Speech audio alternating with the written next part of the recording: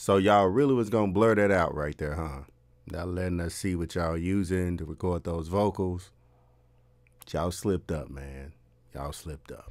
Travis Scott has been dominating the scenes for some years now, and he is definitely one of the most successful artists of our time and generation. But what is behind that signature sound? We've done our investigation, and we found one of Travis Scott's signature vocal chains, and it is a whopping $18,000 plus. What's up? Welcome back to my channel, and welcome back to my home studio. I am your host, Archie Beats, and today we have one of many of Travis Scott's vocal chain. They tried to blur this out, man. I was like, that's crazy, I can't see, but I just kept watching, and they slipped up. And what vocal chain should I do next? Be sure to comment that below. And this vocal chain was particularly used in Franchise. And let's get this out the way really quick, y'all. Artists have many vocal chains, and it takes more than equipment to make an artist sound a certain way. The talent have to be there. The engineer, most importantly, have to be there. We like to bring light to the engineers when they are not hiding behind the scenes, so we like to give them their flowers. Also, artists have many different vocal chains. We're covering the one from Franchise, the one that we were able to find, and they change their vocal chain up from time to time. And if you're interested in anything that you've seen in my home studio, be sure to check the description below. I have everything listed down there. Don't forget to subscribe and hit that notification bell if you like videos like this, so you won't miss another video. So we're gonna break down each section of the vocal chain piece by piece, and I'm gonna give you guys my opinion on why they chose that particular piece of gear for that particular artist, which is Travis Scott, and then we're gonna give you guys some more inexpensive options. You guys know how we do it. And then we're gonna also talk about a few plugins that they use for his voice too. And we're covering the vocal chain, the capturing process, that type of vocal chain, which is the recording gear they use to intake and capture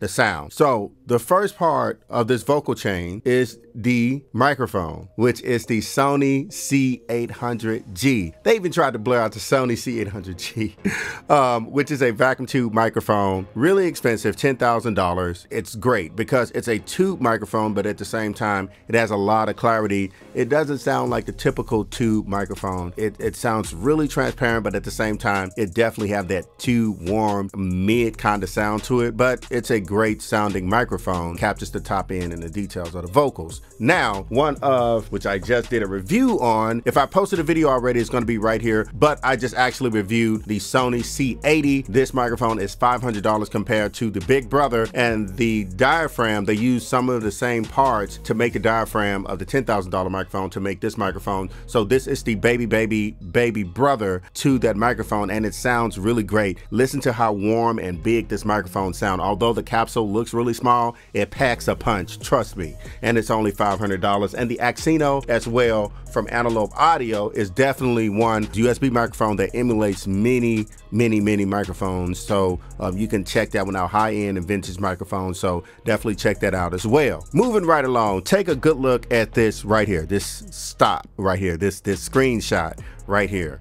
As you can see up top, it went to it's not just any Bay. This is the Bay 1073 rack mount microphone preamp with EQ and power supply. It's not the MP. This one actually, if you can see the arrangement of, look closer, you see the blue, you see the high Z switch there. You see the three grays in the middle, and you also see the gang knob, the mic knob right here. That is the Bay 1073, and that one is $3,300. Really expensive, but they chose this one. Man, I know exactly why they chose this. It preserves that quality coming from that Sony C800G. Really big, warm, hot preamp. I love anything that's modeling the Neve 1073 and being done right. I respect it. As a matter of fact, majority of engineers in this industry, my colleagues as well, will argue with you that the Bay is the closest one to the Neve 1073, and it's expensive. The original 1073 is $4,000. The new one is like $3,600, the Neve 1073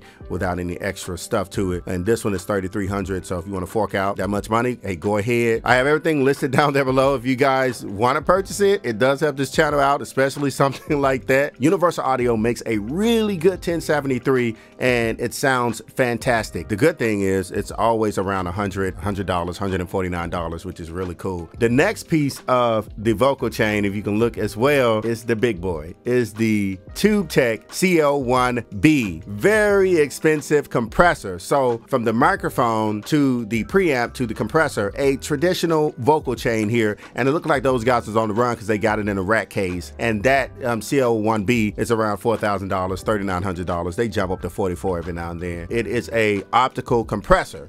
Now, this optical compressor is a brilliant, just amazing sounding compressor, and it doesn't destroy the signal that you're sending to it. I definitely understand why majority of artists that are vocalists use that compressor. Beyonce, Adele, so many artists, R&B artists as well, use this because it takes away the dynamics from the vocals. It's really subtle, not too aggressive compression, even when it's cranked a little bit. There are options to it though. Instead of you paying $4,000, Universal Audio also has a TubeTech compressor from SoftTube, $100, $200 as well. And also Waves, they have emulations of it. I have everything listed down there, so you guys can definitely check that out as well.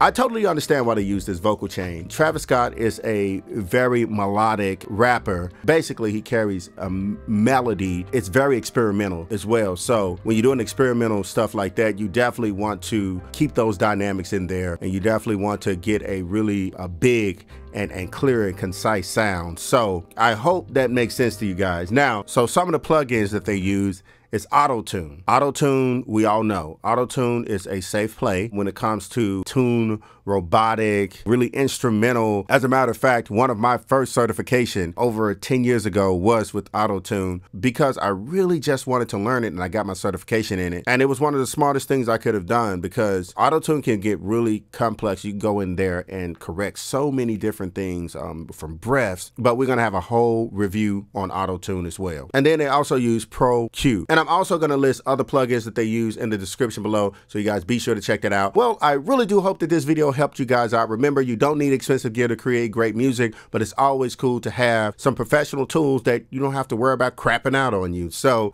that's always a great thing. So invest, invest, invest, and create, create, create. But what's most important is that you create something that you are happy with and you want to share it with the world. That's what this is all about. Hey, if you like videos like this, be sure to subscribe and hit the notification bell. Don't forget to be great and create, and subscribe to my channel, hit the notification bell. This is your boy Archie Beats, and I am signing off.